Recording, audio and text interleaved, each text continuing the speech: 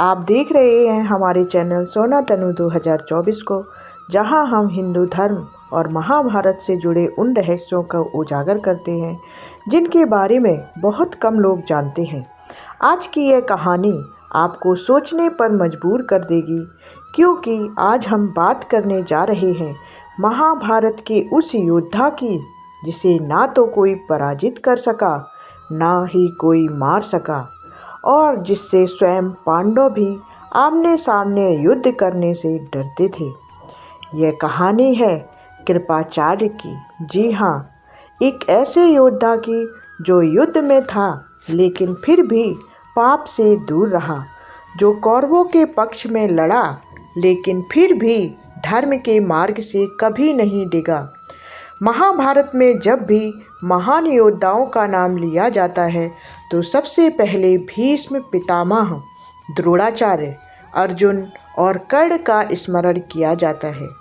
लेकिन इन सब के बीच एक ऐसा नाम है जो अत्यंत शक्तिशाली होते हुए भी रहस्य की परछाई में छिपा रह गया है, कृपाचार्य। बहुत कम लोग जानते हैं कि पांडव वास्तव में कृपाचार्य से क्यों भय खाते थे और आखिर क्यों पूरे महाभारत युद्ध में कोई भी पांडव उन्हें पराजित नहीं कर पाया। कृपाचार्य कोई साधारण योद्धा नहीं थे, वे पांडवों और कौरवों दोनों के कुलगुरु थे। कुलगुरु का अर्थ होता है ऐसा गुरु जो केवल अस्त्र शस्त्र ही नहीं बल्कि धर्म, नीति और राजधर्म का भी ज्ञान देता है। कृपाचार्य राज दरबार में बैठकर राजा को यह बताते थे कि क्या सही है और क्या गलत है। यही कारण था कि उनका स्थान केवल एक योद्धा का नहीं बल्कि धर्म के संरक्षक का था। कृपाचार्य का जन्म स्वयं में एक रहस्य है। कहा जाता है कि वे महर्षि गौतम के वंशज थे। महर्षि गौतम के पुत्र थे शरद्वान ऋषि, जो बचपन से ही धनुर्विद्या में अद्वितीय थे। उन्होंने कठोर तपस्या के बल पर अनेक दिव्यास्त्रों का ज्ञान प्राप्त किया था। उनकी तपस्या और युद्ध कौशल को देखकर स्वयं देवराज इंद्र तक भयभीत हो उठे थे। इंद्र को डर था कि कहीं शरद्वान अपनी तपस्या से स्वर्ग का सिंहासन ही ना छीन ले। इसी भय से इंद्र ने स्वर्ग से एक अद्भुत सुंदर अप्सरा को पृथ्वी पर भेजा ताकि शरद्वान की तपस्या भंग की जा सके।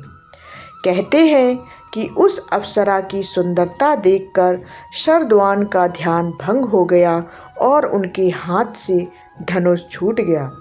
उसी क्षण उनका वीर पतित हुआ, जो 2 भागों में विभाजित हो गया। उसी से एक बालक और एक बालिका का जन्म हुआ। यह दोनों शिशु जंगल में पड़े थे। तभी संयोगवश राजा शांतनु वहां शिकार खेलने पहुंचे। जब राजा शांतनु की दृष्टि उन तेजस्वी बच्चों पर पड़ी तो वे समझ गए कि ये कोई साधारण बालक नहीं है। उन्होंने दोनों बच्चों को अपने साथ हस्तिनापुर ले जाकर उनका पालन पोषण किया। बालक का नाम रखा गया कृप और बालिका का नाम रखा गया कृतिका। यही कृप आगे चलकर कृपाचार्य कहलाए और कृतिका का विवाह द्रोणाचार्य से हुआ। इस प्रकार कृपाचार्य द्रोणाचार्य के साले और अश्वत्थामा के मामा बने। यही संबंध आगे चलकर महाभारत युद्ध में उनकी सबसे बड़ी कमजोरी और सबसे बड़ी मजबूरी बना। कृपाचार्य बचपन से ही धनुर्विद्या में अत्यंत निपुण थे। उन्होंने केवल शस्त्र चलाना ही नहीं सीखा बल्कि यह भी सीखा कि शस्त्र कब उठाना है और कब नहीं। यही कारण था कि उन्होंने कभी अधर्म के लिए युद्ध नहीं किया।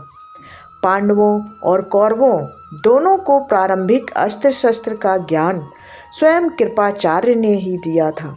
बाद में यही शिक्षा द्रोणाचार्य ने आगे बढ़ाई। इसलिए पांडव कृपाचार्य की युद्ध शैली से पूरी तरह परिचित थे और जानते थे कि यदि कृपाचार्य पूर्ण शक्ति से युद्ध करें तो उन्हें रोक पाना लगभग असंभव है। महाभारत युद्ध में कृपाचार्य कौरवों के पक्ष में लड़े, लेकिन यह उनका स्वेच्छा से लिया गया निर्णय नहीं था। वे युद्ध नहीं करना चाहते थे। वे जानते थे कि कौरव अधर्म के मार्ग पर हैं, लेकिन अपने जीजा द्रोणाचार्य और अपने भांजे अश्वत्थामा के कारण वे कौरवों का साथ छोड़ नहीं सके। यही कारण था कि कृपाचार्य युद्ध भूमि में होते हुए भी अत्यधिक संयम में थे। कहा जाता है कि युद्ध के दौरान एक ऐसा समय भी आया जब कृपाचार्य अर्जुन का वध करने ही वाले थे। उनका बाण सीधा अर्जुन की ओर बढ़ रहा था, लेकिन तभी भगवान श्री कृष्ण की लीला ने अर्जुन की रक्षा कर ली। भगवान श्री कृष्ण ने कृपाचार्य को उनके जीवन मूल्य और धर्म का स्मरण करा दिया। कृपाचार्य समझ गए कि यह युद्ध ईश्वर की योजना का हिस्सा है और इसमें अनावश्यक रक्तपात से उन्हें दूर रहना चाहिए।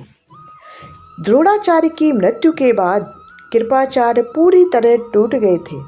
अपने मित्र, अपने संबंधी और अपने मार्गदर्शक को खोने का दुख उन्हें भीतर से खा रहा था। उसी समय अश्वत्थामा बदले की आग में जल रहा था। अपने पिता की मृत्यु का प्रतिशोध लेने के लिए अश्वत्थामा ने रात के अंधकार में सोए हुए पांडव सैनिकों के शिविर पर आक्रमण किया।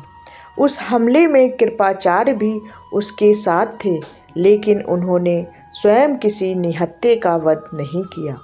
वे केवल अश्वत्थामा को रोकने का प्रयास करते रहे, लेकिन उस समय अश्वत्थामा क्रोध और शोक से अंधा हो चुका था।